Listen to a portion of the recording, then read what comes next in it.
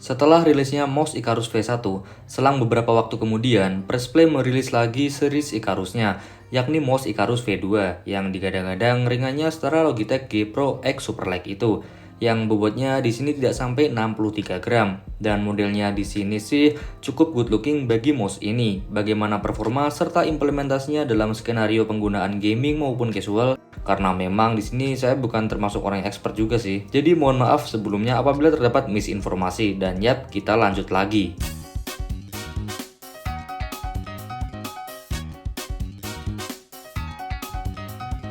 Di packagingnya ini, kita disediakan beberapa part maupun aksesoris guna menambah estetika maupun fungsi dari mouse ini. Di sini kita disediakan mouse-nya tentunya yang di dalamnya sudah termasuk USB dongle bertuliskan Icarus. Lalu backplate honeycomb ini, kabel Type-C dengan panjang 150 cm yang sudah braided, mouse fit cadangan, user manual, dan di sini kita diberi Harajuku grip tape yang tentunya akan menambah nilai lebih mouse Icarus V2 ini dari segi tampilan. Pertama yang utama dan terutama yang kita lihat ialah desain alias bentukan mouse itu sendiri. Icarus V2 ini memiliki desain yang bisa dibilang gimana ya, cukup ambidex ya.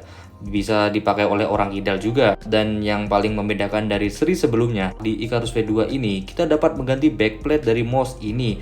Dan dalam paket pembeliannya sudah disediakan backplate berlubang-lubang ini. Apa ya namanya? Honeycomb kah? Ya intinya berbolong-bolong gini dah, yang fungsinya untuk mengurangi bobot dari mouse-nya dan semakin ringan. Dan untuk bobotnya di sini ada di kisaran 62 graman, mirip-mirip dengan Logitech lah, yang pernah dirilis beberapa waktu tahun lalu.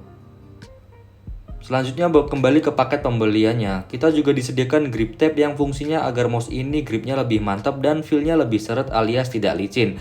Dengan motif Harajuku di sini yang tentunya akan menambah kecantikan atau nilai estetika mouse ini tanpa mengurangi fungsionalitas grip tape itu sendiri.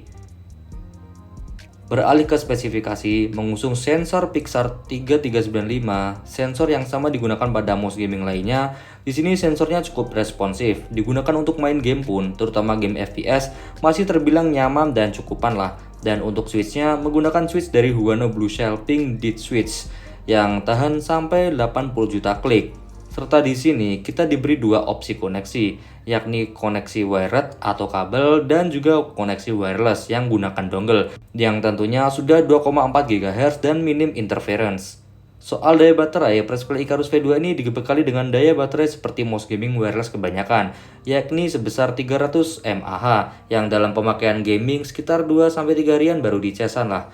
Namun itu semua akan berbeda apabila digunakan untuk pemakaian casual. Ya intinya beda skenario pemakaian, berbeda pula daya tahan baterainya.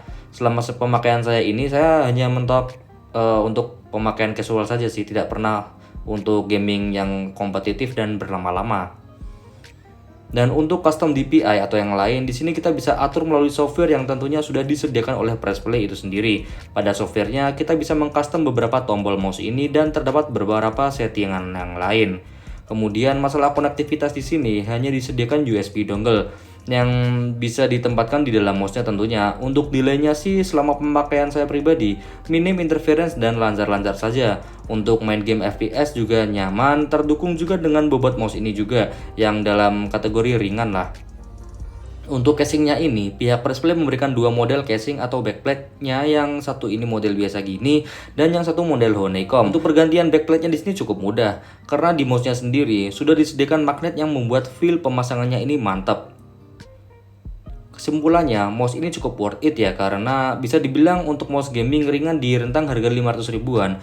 Mouse Icarus V2 ini sudah memiliki fitur-fitur yang membuat kita lebih dimanjakan dengan segala fitur yang dibawa oleh mouse ini. Seperti penggantian backlight yang mudah, tempat USB dongle di dalam mouse-nya, PTFE fit yang cukupan, desain ergonomis, dukungan software untuk atur settingan mouse-nya, charger Type-C, dan tentunya yang paling utama ialah bobotnya yang ringan. Namun perlu diperhatikan juga, mouse ini kekurangannya ada pada koneksinya yang hanya menggunakan koneksi USB dongle.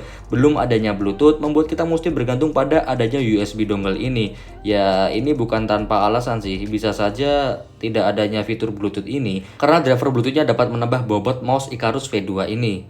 Akhir kata, kalian mesti berpikiran, kenapa nggak ambil aja Aegis AJ199? di rentang harga yang mirip-mirip dan spesifikasi yang diusung juga sama persis. Tapi saya di sini cukup merekomendasikan mouse ini apabila dibandingkan dengan Asus AJ199 tersebut.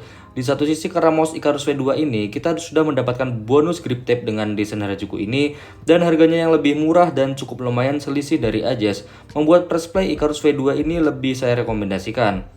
Dan itulah video tentang mouse rilisan press play dengan nama Icarus V2 ini. Dan tetaplah ingat, setiap ada kelebihan pastinya ada kekurangan, setiap ada kekurangan pastinya ada kelebihan. Share bila kalian berkenan, like bila kalian suka, komentar untuk berikan saran, dan subscribe agar tidak ketinggalan. Salam hangat dari saya, sayonara.